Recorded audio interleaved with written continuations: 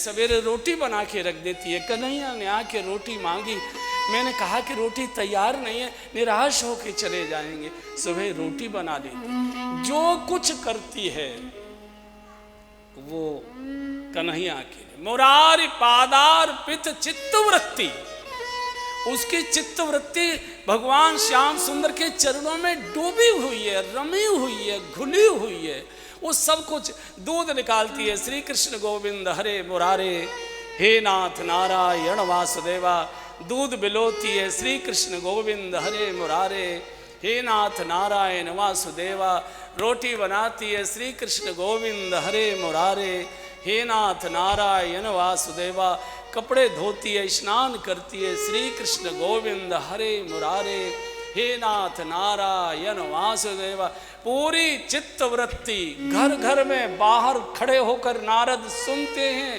पूरी की पूरी सब गोपियां श्री कृष्ण गोविंद हरे मुरारे, हे नाथ। गालो एक बार, श्री कृष्ण गोविंद हरे मुरारी, हे नाथ नारायण वासुदेवा।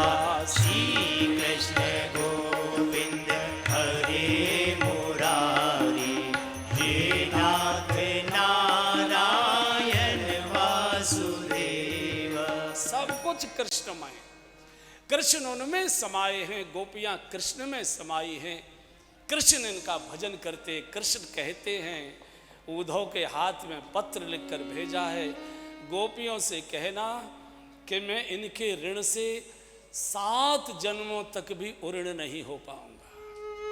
इन्होंने मेरे लिए जिया है, इन्होंने मुझे जिया है, मेरी ओर से क्षमा मांगना, तो मैं इनसे उऋण नहीं हो सकता। तो ये उपासना, ये भक्ति है, ये भक्ति है। भगवान हमारे बरसाने की गोपियां वो जो श्रृंगार करेंगी वो राधा जी के नाम से कर। मैंने रटना लगाई राधा नाम की, मैंने रटना लगाई राधा नाम की, मैंने रटना लगाई राधा नाम की, मैंने रटना लगाई राधा नाम की। मेरे नैनों में राधा, मेरे बहनों में राधा, नैनों में राधा, मेरे बहनों में राधा, नैनों में राधा, मेरे बहनों में राधा, नैनों में राधा, मेरे बहनों में राधा।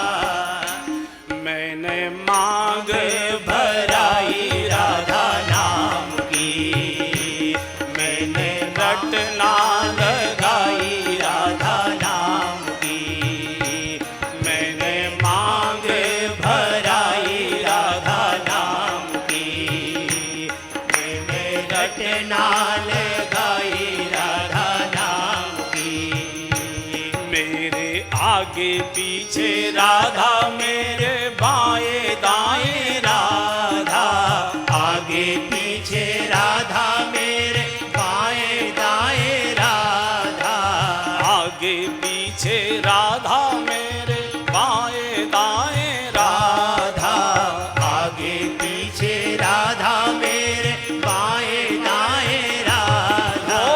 रोम रोम रस छाई राधा नाम की, मैंने रटना लगाई राधा नाम की, रोम रोम रस छाई राधा नाम की, मैंने रटना लगाई राधा नाम की। हाँ जी, मैंने रटना लगाई राधा नाम की, मैंने रटना लगाई राधा नाम की। ये गोपियां कृष्ण को जीती हैं, कृष्ण को ही पीती हैं, कृष्ण में ही रहती हैं, कृष्ण में ही खेलती हैं, कृष्ण में ही लड़ती हैं। कृष्ण से नहीं लड़ती, कृष्ण में ही लड़ती हैं। आप कभी कभी स्वप्न में लड़ते हो कि नहीं? अकेले बैठे हो तो भीतर भीतर लड़ते हो कि नहीं? किसी प्रेमी से लड़ते होगे, किसी से लड़ते हो, वो और दोनों ही रोल होते हैं। भीतर से कोई और बोलता है और आप भी भीतर से कुछ और बोलते हैं। ये प्रेम की महादशा है, ये भक्ति की महादशा है। और भक्ति का अर्थ ये नहीं है बंधुओं कि सब कुछ छोड़कर माला लेकर बैठ जाना। वो भजन की क्रिया होती है। सवेरे शाम कर ली, 10 मिनट कर ली, 20 मिनट कर ली, आधा घंटे कर ली। महात्मा थोड़ी ज़्यादा देर कर सकते हैं। गृहस्थ आश्रम में ये बहुत पूजा पाठ लंबा चलता नहीं है। अरे भाई जल्दी करो, बच्चों को स्कूल छोड़ने जाना है, मुझे ऑफिस जाना है, मैं जल्दी नाश्ता तैयार करूं। तो वो क्रिया भी आवश्यक होती है। जैसे दुकानदार अपने गल्ले के कभी कभी पैसे गिनता है सुबह शाम, ऐसे ये माला जपनाएं। बाकी तो दुकान में व्यापार में तो सोते साते भी डूबा रहता है, फोन से भी व्यापार चलाता रहता है। ऐसे ही भजन की क्रिया करना ये आवश्यक है। लेकिन भगवान में डूबे रहना, और ये डूबेंगे कब? जब भगवान से प्रेम होगा। और प्रेम कब होता है किसी से? जब हमारा उससे संबंध हो जाता है। अब मैं समीकरण उलट रहा हूँ। जिससे हमारा संबंध हो जाता है उसी से हमारा प्रेम होता है, और जिससे हमारा प्रेम होता है उसी की हमको याद आती है, उसी से हमारा मिलने का मन करता है। तो भगवत संबंध स्थापित ये गुरु की कृपा से होता है। वो भगवत संबंध जोड़ देता है। गांठवा संबंध का अर्थ ही समबंध। जितना भक्त भगवान से बंध जाता है उतना ही भगवान भक्त से बंध जाया करता है। बिल्कुल जैसे गाय बछड़े से बंधी होती है, बछड़ा गाय से बंधा होता है। जैसे गाय खूंटे से बंधी होती है, रस्से से बंधी होती है, तो गाय का मालिक भी गाय से ही बंधा रहता है। गाय का जो मालिक होता है वो भी गाय से ही बंधा रहता है कि 24 घंटे उसी के चिंतन में रहता है। और कोई भी भक्ति के आचार्य ऐसा नहीं है कि घर छोड़कर जंगल चले गए और तभी भजन हो सकता है। हम तो गृहस्थी में फंसे हैं, हम कहाँ से भजन करेंगे? ये गलत बात है। आपके मन में पीड़ा नहीं है, कसक नहीं है, दर्द नहीं है। इसी गृहस्थी के झंझटों में रहते रहते आप सिनेमा देखे आते हो, क्लब घूमे आते हो, इधर उधर देश विदेश घूमे आते हो, मसूरी घूमे आते हो, तो भजन करने में तो कोई कठिनाई नहीं है। क्योंकि इच्छा शक्ति नहीं है, हमारे अंदर पीड़ा नहीं है, हमारे अंदर प्यास नहीं है, इसके कारण। बाकी जितने भक्ति के आचार्य हुए, जिनके लिए भगवान प्रकट हुए, या जिन्होंने अपने भजन से भगवान को प्रकट किया, बंधु और बहनों, वे सब बाल बच्चेदार थे, वे सब गृहस्थी थे, वे सब कारोबारी थे। एक भी उनमें विरक्त नहीं था जिनको भगवत साक्षात्कार हुआ है। सब बाल बच्चेदार थे। कोई खेती करता था, कोई दुकान करता था, कोई मजदूरी करता था, कोई और काम करता था। सब के सब गृहस्थी थे। अलग से वो कोई भजन नहीं करते थे, उसी में भगवान में डूबे रहते थे। हमारे काशी के रैदास जी जूता गांठते थे, मोची थे। गत जन्मों से भजन के संस्कार आ रहे थे। काशी में जन्म हो गया। पिताजी का कारोबार था जूते बनाने का। अब ये बचपन से ही चूंकि साधु संगति में पड़ गए, तो बाप को तो बेटा कमाने वाला चाहिए। कहाँ अभी से चलेगा? अभी बहुत उम्र पड़ी है साधु महात्माओं की, चल काम कर, अभी जिंदगी पड़ी है, अभी क्या करता है? अच्छा, बच्चे अगर थोड़े साधु संगति की ओर जाते हैं तो उन बच्चा अगर बिगड़ने वाली संगति में जाता है तो ज़्यादा बुरा नहीं लगता। अगर साधु संतों के साथ जाने लगे तो चिंता हो जाती कि बाबा जी न हो जाए, पैसा कौन कमाएगा। उसे दुनिया को समझाने के लिए भेज दे, मौसी आएगी समझाने, बुआ आ जाएगी समझाने, कोई और, अरे बेटा भजन जीवन में करना, अभी उम्र क्या है तुम्हारी, ये कर। चूँकि सब अपने साथ गड्ढे में ही रखना चाहते हैं उसे, सब अपने साथ गड्ढे में ही रखना चाहते। तो बाप को अच्छा नहीं लगता था, क्योंकि संतों को बुला लाते थे और उनको खिलाना पिलाना, ये वो, कमाई बहुत थोड़ी हो, तो बाप चिढ़ गया। तो बाप जब चिढ़ता है तो क्या करता है? जो आगरा के लोग करते हैं, चल अलग हो जा, अपना काम धाम कर, अब जो तू दिखे सो कर रहा है। अलग कर दिया। अलग गंगा के किनारे पास में झोपड़ी डाल ली, बेचारे जूते गांठते थे, लेकिन सत्संग का अभ्यास था। जूते बनाते जाते, भगवान के गुण गाते जाते, संतों का आगमन होता है। शादी भी कर दी पिताजी ने खूंटे से बंधे रखने के लिए कि कहीं चला न जाए। ये बहुत बड़ा घटमल्ला डालते, घटमल्ला जानते हो हैं? हमने गाय चराई है तो घटमल्ला हम जानते, जो गाय बहुत उछलती थी उनके गले में इतना सा बड़ा एक पाया डाल देते हैं, उसका 4 पाई का घटमल्ला। भागेगा तो घुटने टूटेंगे, भागेगा नहीं है? हाँ, पैरों में अड़ेगा। तो घटमल्ला डाल दिया, अब शादी हो गई, अलग कर दिया, बड़ी में चल कोई बात नहीं, जैसे जाई विद राखे राम ताई विद रहिए। साधु महात्मा आते, सत्संग होता है, बिना खिलाए पिलाए जाने नहीं देते। जो कमाई होती है वो साधु खिला देते। एक दिन भगवान संत वेश में आ गए। अरे भाई रैदास जी आप ही हैं क्या? आपका बड़ा नाम सुना, बहुत साधु सेवा आप करते हैं, मन किया हम अभी काशी विश्वनाथ दर्शन करने आए थे, तो सोचा भाई ऐसे बड़े संत सेवी और व्यक्ति को तो मिलना चाहिए। अरे बैठो बैठो बैठो महाराज, कहाँ से बस ऐसे ही घूमते हैं, हमारा कोई ठौर ठिकाना तो है नहीं, कोई कुटिया वुटिया तो अभी कोई ऐसी जगह भी नहीं मिली है, तो बस जहाँ तहाँ अपना गंगा के किनारे उधर उधर अपना लेट जाते हैं पेड़ों के नीचे।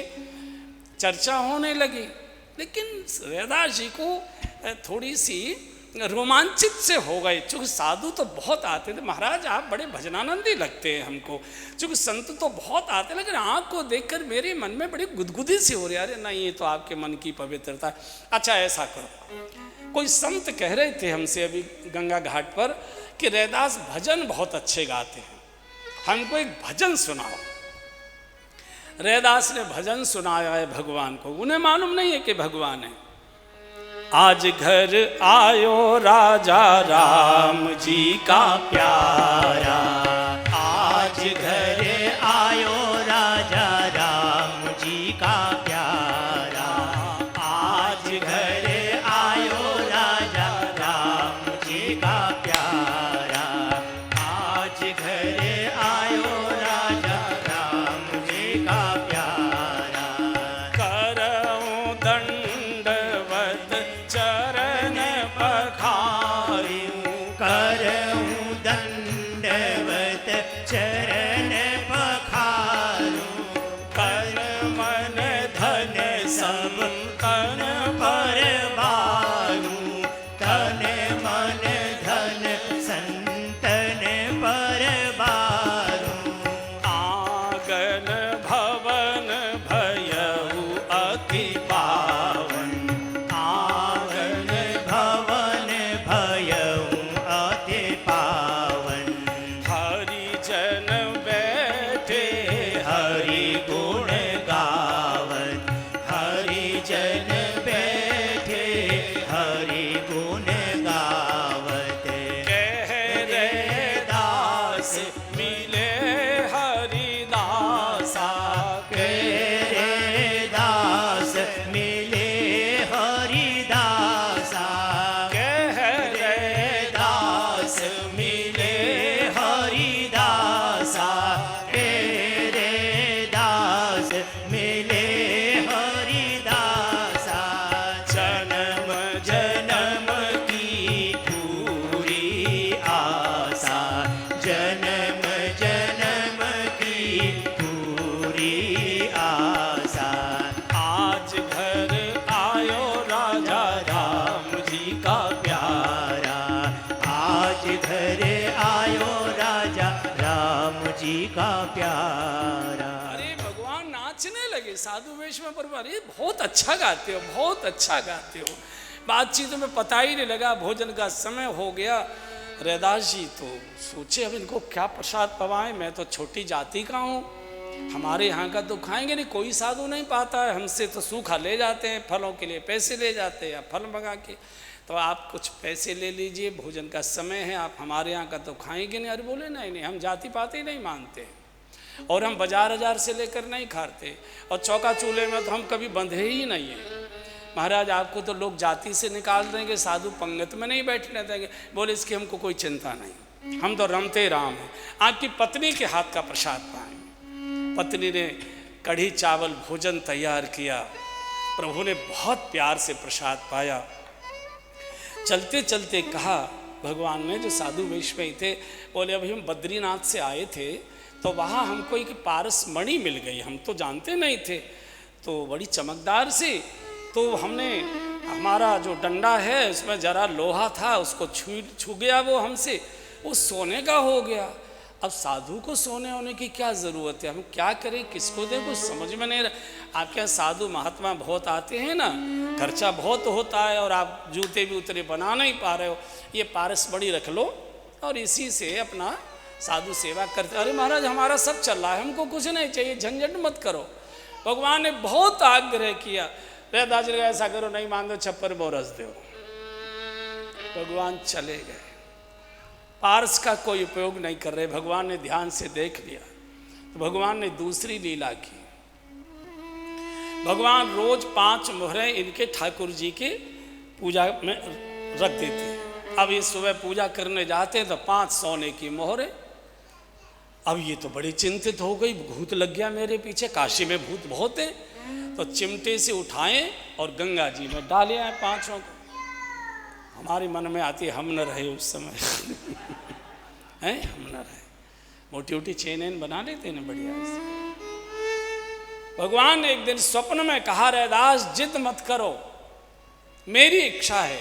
और भगवान ने अपने स्वरूप का दर्शन दे दिया, साधु सेवा कर। तो फिर रख ली और उसका एक सत्संग भवन बना लिया और संतों का और आगमन, इनकी और ख्याति बढ़ गई। तो वहाँ के जो पुजारी, पंडे, पुरोहित, तीर्थों में थोड़ी ये ईर्ष्या द्वेष बहुत होता है। उनको बड़ी चिढ़ हुई कि नीच जाति का व्यक्ति पूज रहा है और हम इतने बड़े बड़े वेदांती और ब्रह्मज्ञानी कोई हमारे पास नहीं आ रहा है। काशी नरेश को जाके शिकायत कर दी, महाराज धर्म भ्रष्ट हो रहा है आपके राज्य में, ये छोटी जाति का व्यक्ति और ये इसकी पूजा हो रही है, तो इसको तो पूजा करने का कर्मकांड का अधिकार ही नहीं है, महाराज इसको मना करिए। बोले भाई कैसे मना करें, उसका अपना भजन का मन है। बोले नहीं, अगर वो कहता है मैं सिद्ध हूँ, झूठी सिद्धाई है, उसकी सिद्धाई की परीक्षा लीजिए। क्या परीक्षा लें? बोले उनको हमारे ठाकुर जी और उसके ठाकुर जी दोनों को आप अपने यहाँ राजभवन में बुलवाइए और अगर वो सचमुच सिद्ध हैं तो उनके बुलाने से उनके भगवान उनकी गोद में आ जाएंगे। हम सिद्ध हैं तो हमारे कहने से आ जाए। इनको पंडितों को तो मालूम था कि हम तो इतने बड़े बड़े मंत्र बोलेंगे, भगवान हमारे आधीन हैं। तो ये सभा हुई काशी नरेश के राजभवन में। ब्राह्मण लोग अपना, पुरोहित लोग अपने भगवान लाए, ये अपने राम जी की छोटी सी प्रतिमा थी उसको ले गए। और ब्राह्मणों ने तो विष्णु सहस्त्र नाम का पाठ करते करते कंठ सूख गए। आओ प्रभु पधारो प्रभु, अब प्रभु हो तो आवे। इनसे तो भगवान वैसे ही तंग रहते थे, नहीं आए। और जैसे ही रैदास जी ने गाया, हे हरि आवहु बेगे हमारे, हे हरि आवहु बेगे हमारे, हे हरि जैसे आए द्रुपद सुता के, जैसे आए द्रुपद सुता के, गज के काज संवारे, हे हरि गज के काज संवारे, हे हरि आवहु बेगे हमारे, हे हरि जो प्रहलाद हेतु नरहरि है, जो प्रहलाद हेतु नरहरि है, प्रकट खंभ के भारे, हे हरि प्रकट खंभ के भारे, हे हरि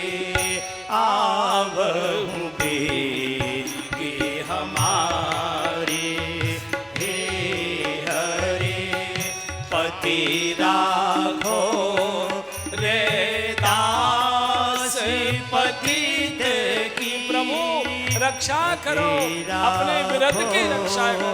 रे दासी पतित की पति राखो, रे दासी पतित की दशरथ राज दुलारे, हे हरे दशरथ राज दुलारे, हे हरे आनहु बेगे हमारे, हे हरे आवहु बेगे, आवहु बेगे, आवहु बेगे हमारे, हे हरे। जैसे ही दोनों हाथ उठाकर रैदास जी ने कहा पति राखो, रैदास पतित की दशरथ, अरे प्रभु सिंहासन से उछले और सीधे रैदास जी की गोद में आकर बैठ गए, छाती से लग गए एकदम। राजा ने, काशी नरेश ने सब पुरोहित ब्राह्मणों के सामने साष्टांग प्रणाम किया, साष्टांग प्रणाम किया, चरणों की धूली मस्तक पर लगाई। रानी से कहा, रानी प्रणाम करो, उनके चरणों की धूली को मस्तक पर लगाओ, इनका चरणामृत पूरे राजभवन में छिड़को। भगवान भक्त के वशीभूत हैं। उनकी इस प्रतिष्ठा ख्याति को गुरु गोरखनाथ जी ने सुना, तो गोरखनाथ जी एक बार दर्शन करने आए रैदास जी के। इतना सिद्ध कोई हो, चूंकि उस समय के सर्वोच्च सिद्ध महापुरुष गुरु गोरखनाथ जी थे, इनकी सिद्धाई जगत प्रसिद्ध। तो आ गए, बातचीत हो रही थी, बातचीत होते होते काफ़ी देर हो गई, गर्मी का मौसम था, प्यास लगी। तो गोरखनाथ जी ने कहा कि रैदास जी प्यास बहुत लगी है, थोड़ा जल पिलाओ। तो जो चमड़े धोने की नाद थी ना, चमड़ा धोने की जो नाद थी, उसी में से डिब्बा डुबकाया और उनके खप्पर में भर दिया।